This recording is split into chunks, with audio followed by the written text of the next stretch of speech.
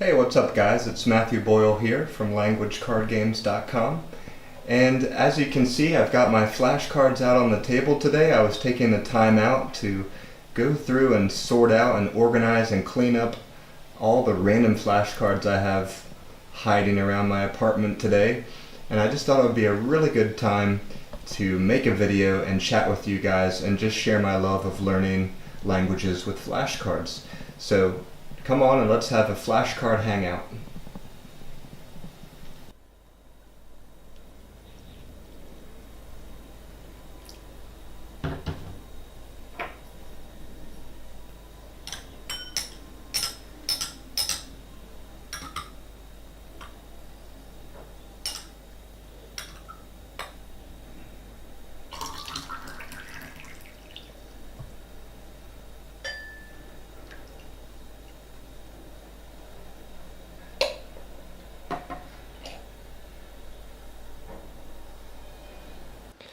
Alrighty, so let's talk about the different stacks of flashcards I got on the table here.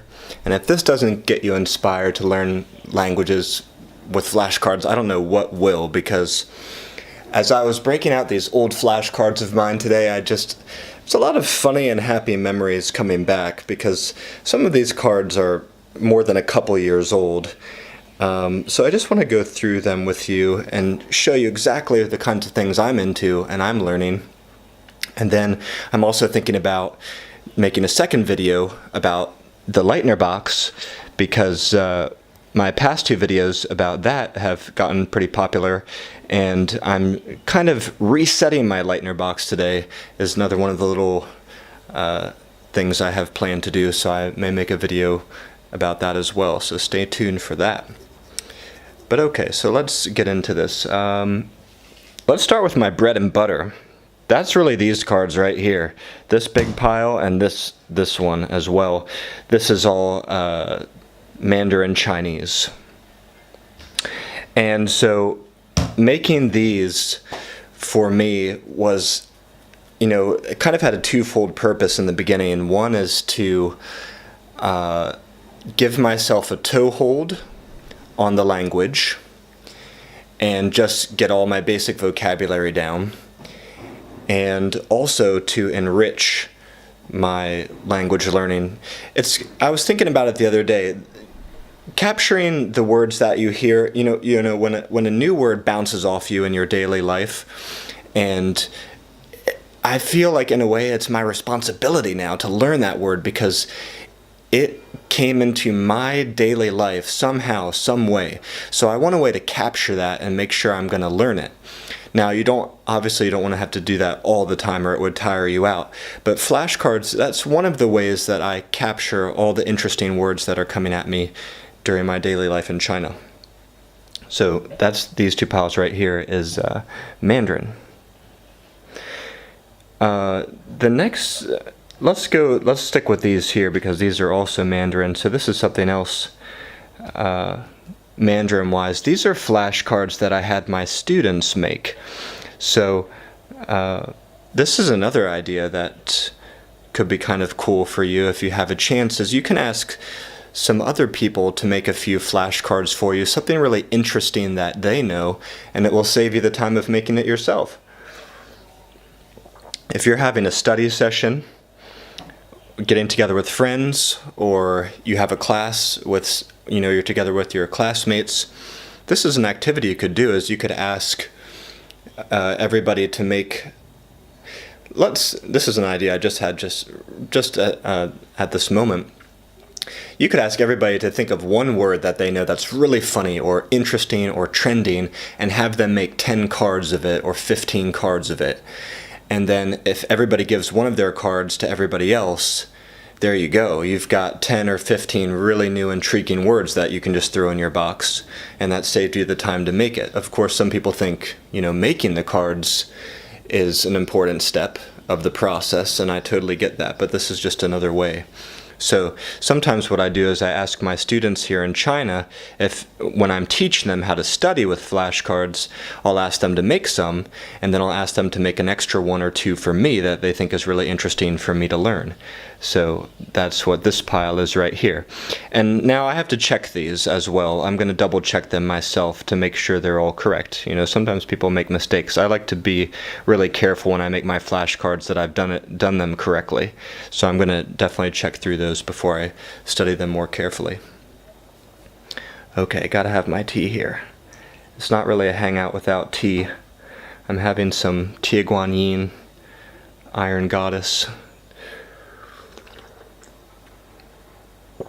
So what I usually do in the afternoons is I teach this to my students, is you need a kind of mental trigger to put you in the mood. So almost every afternoon, if I don't have class, I prepare my tea here.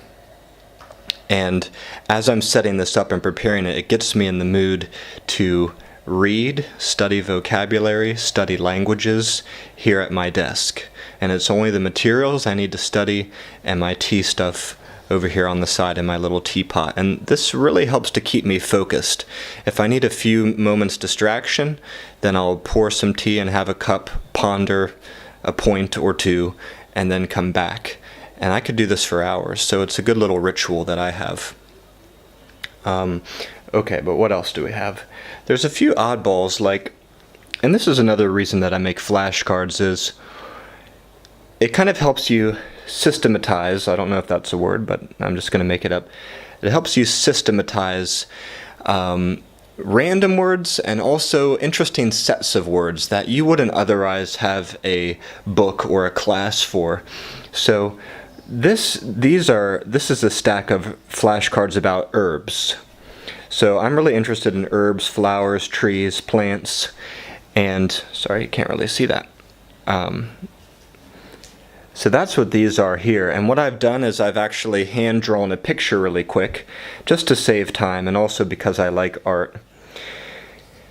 And then on the back I put Chinese and English and Pinyin. And you know, this is something you wouldn't necessarily find easily anywhere else, is a set of vocabulary about herbs. So I just set about making one for myself.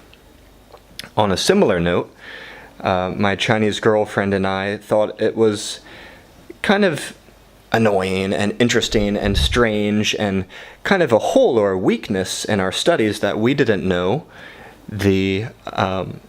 some of the standard objects in the kitchen.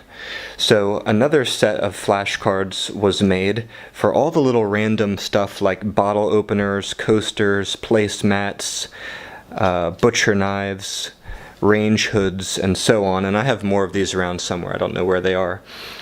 But if you're wondering about the strange shape, that's another thing I'll do sometimes, is make different shapes or different colors just to keep my interest or help me identify that set of cards. All right, moving on. So my studies of Chinese kind of rekindled my interest or strengthened my interest in learning my own native language of English. So what I started to do, actually the more time I spent in China, the more I realized, you know, my English was not growing, not half as rapidly as my Chinese was. So I thought, not only as an English teacher, but someone who's interested in languages, I want to keep that growing too, and I'm going to use the same methods that I've been using with my Mandarin Chinese. So I started making cards for all the English words I didn't know or understand in my reading and watching videos online and whatnot. So I have a stack of English words that I don't know. And I really wish we had time to pull out some really funny and interesting ones that I have, but it would just make this video too long. But there's definitely some interesting ones in here, including, you know, some English words I don't know from other countries like England or New Zealand or Australia or South Africa, because I'm very interested in that as well.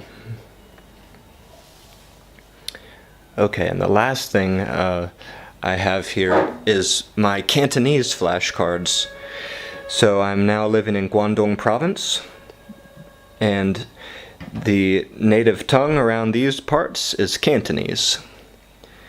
And so I want to take that opportunity to learn some of it because I'm hearing it around me quite often in my daily life.